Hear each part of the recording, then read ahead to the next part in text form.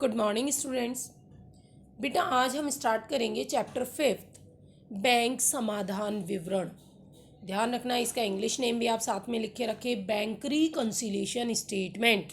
ढंग से सुनिए, बैंक समाधान विवरण, बैंक रिकंसिलिएशन स्टेटमेंट। देखिए बेटा, बैंक रिकंसिलिएशन स्टेटमेंट होता क्या है, ढंग से सुनिएगा कि इस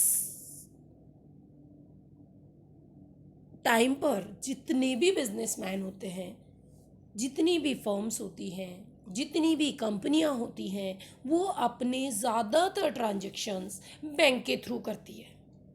बैंक हमारे अकाउंट की एक फ़ोटोकॉपी हमें पासबुक के तौर पे देता है, जिसमें हमारी बैंक के अकाउंट की डिटेल होती है। दूसरी तरफ बिजनेसमैन बैंक में होने वाले ट्रांजैक्शंस को अपनी कैश बुक में लिखता है। तो हमारी कैश बुक से हमें पता चलता है कि हमारे बैंक अकाउंट में कितना पैसा पड़ा है, और दूसरी तरफ बैंक भी पासबुक के थ्रू हमें बताता है कि हमारे बैंक में कितना पैसा पड़ा है।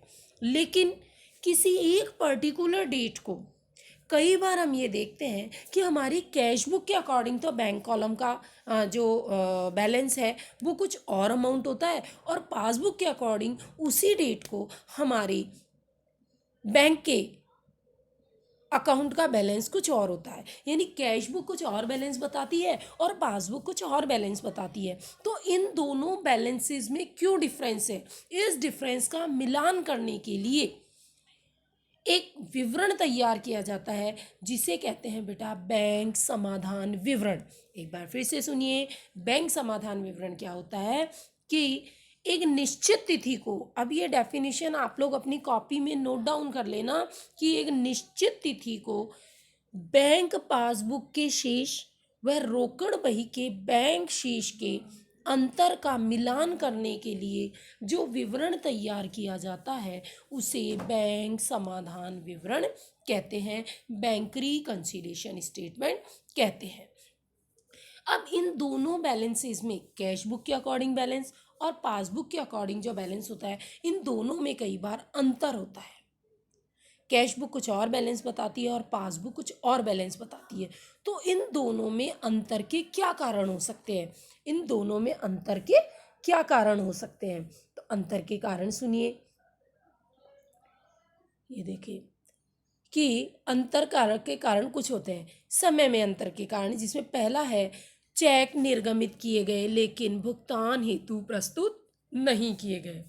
चेक निर्गमित किए गए लेकिन भुगतान हेतु प्रस्तुत नहीं हुए।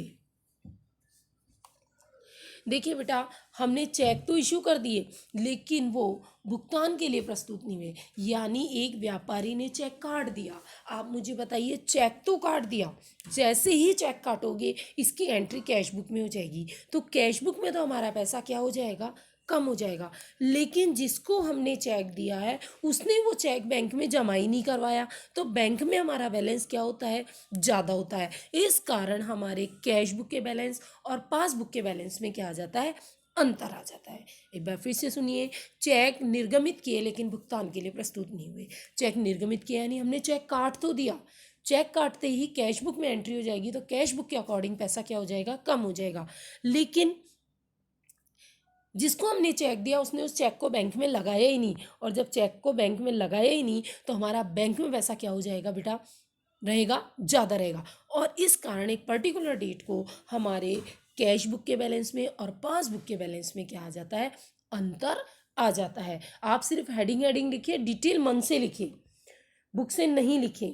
सेकंड है संग्रह करने हेतु चेक बैंक में भेजे जिनका संग्रह नहीं हुआ। इंग्लिश इसकी होगी check deposited into bank, check deposited into bank but not yet collected by bank. Cheque bank में जमा कराए, बेटा जमा कौन से कराओगे, जो आपके पास आए हैं। जैसे ही आपको चेक मिला आपने बैंक में भेजा, आपने कैश बुक में एंट्री कर दी, कैश बुक में एंट्री कर दी तो कैश बुक में हमारा पैसा क्या हो गया, ज़्यादा बढ़ गया, पैसा आ गया तो। लेकिन बैंक में अभी तक वो चेक जमा नहीं हुआ, इस कारण बैंक में पैसा हमारा क्या रह जाता है, कम, क्योंकि बैंक वाला उसमें एंट्री ही नहीं करता। और यही कारण है कि हमारे कैश बुक के बैलेंस में और हमारे पासबुक के बैलेंस में क्या आ जाता है, अंतर आ जाता है। नेक्स्ट, बैंक द्वारा ग्राहक के खाते से नाम किए गए शुल्क। बेटा आपको पता है जब हम बैंक में अकाउंट खुलवाते हैं, करंट अकाउंट खुलवाते हैं, तो बैंक अपनी सर्विसेज के लिए बहुत सारे चार्जेस लेता है। अब बैंक ने ओवरड्राफ्ट पर इंटरेस्ट ले लिया, सर्विस चार्जेस ले लिए, एटीएम के चार्जेस ले लिए, तो उस कंडीशन में बैंक हमसे पैसे लेने हमारे घर नहीं आता है, वो हमारे अकाउंट में से पैसे काट लेता है। वो हमारे अकाउंट में से पैसे काट लेता है। जैसे ही वो हमारे अकाउंट से पैसे काटेगा, बैंक में पैसा क्या हो जाएगा, कम हो जाएगा।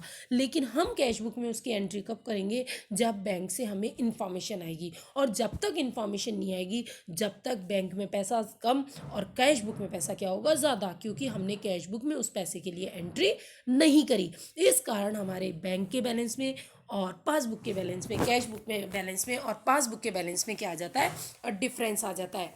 उसके बाद नेक्स्ट है बैंक खाते में सीधी जमा कराई गई राशि। बैंक खाते में सीधी जमा कराई गई राशि। बैंक खाते में आप डायरेक्ट पैसा जमा कराते हो तो आपकी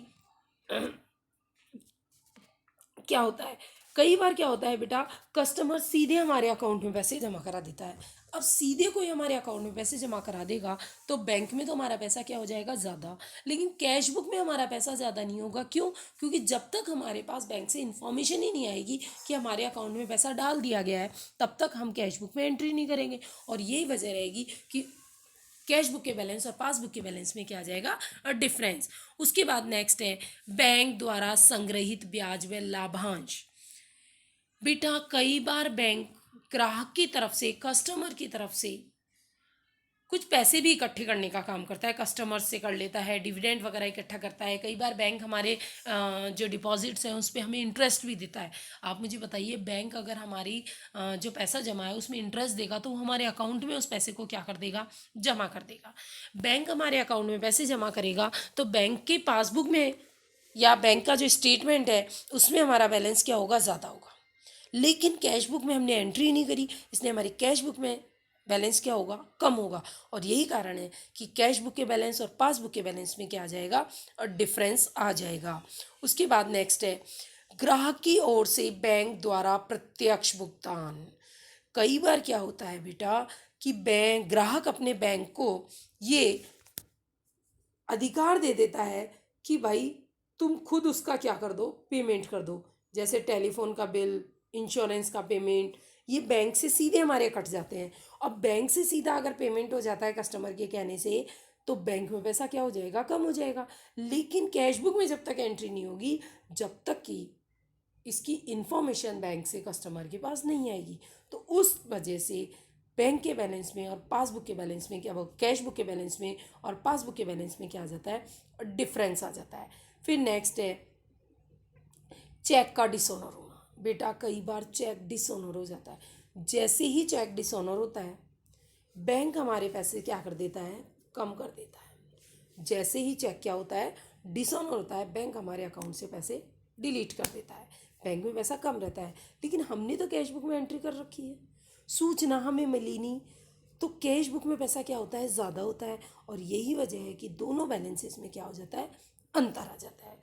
उसके बाद नेक्स्ट है अशुद्धियों के कारण भी कई बार अंतर हो जाता है। जैसे मान लो हमारे यहीं अकाउंटेंट ने लिखने में कोई गड़बड़ कर दी, 10,000 का चेक जमा कराया था, एंट्री 1,000 से करी, तो कैश बुक और पासबुक के बैलेंस में क्या आ जाता है, डिफरेंस आ जाता है। और कई बार बैंक द्वारा भी गलती हो जाती है। कई बार बैंक के जो कैशियर है, जो अकाउंटेंट है, उससे भी एंट्रियाँ करने में क्या हो जाती है, गलती हो जाती है। तो उस कंडीशन में भी हमारे बैंक के जो पासबुक है उसके बैलेंस में और हमारी कैश बुक के बैलेंस में क्या आ जाता है, डिफरेंस आ जाता है।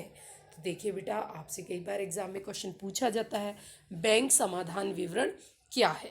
तो एक बार फिर से सुनिए, एक निश्चित तिथि को रोकड़ बही के बैंक शेष, ढंग से सुना और लिखिए, एक निश्चित तिथि को रोकड़ बही के बैंक शेष व पासबुक के शेष में अंतर के कारणों का पता लगाने के लिए, उसका मिलान करने के लिए जो विवरण तैयार किया जाता है उसे बैंक समाधान विवरण कहते हैं। और फिर अपने आता है कि ऐसे क्या रीज़न है जिनकी वजह से एक पर्टिकुलर डेट को बैंक पासबुक के बैलेंस और कैश बुक के बैलेंस में क्या आ जाता है, डिफरेंस आ जाता है, जिसके मैंने आपको 6 से 7 कारण बताए हैं। बेटा इसके इंग्लिश नाम भी आपको ध्यान रखने हैं, इनका इंग्लिश ट्रांसलेशन आपको पता होना चाहिए, जो कि मैं नोट्स के साथ आपको लिख के दूंगी, क्योंकि हम बैंक रिकन्सिलिएशन स्टेटमेंट जो बनाएंगे वो इंग्लिश में बनेगा, ना कि हिंदी में। तो आप इसको ढंग से सुनिए, समझिए और इसे अपनी नोट्स कॉपी में नोट डाउन कर लें। ध्यान रखें, नोट्स कॉपी में सिर्फ 2 ही चीज़ें लिखनी है। नंबर 1 बैंक समाधान विवरण का अर्थ, और नंबर 2 बैंक शेष और रोकड़ बही के शेष में अंतर के कारण।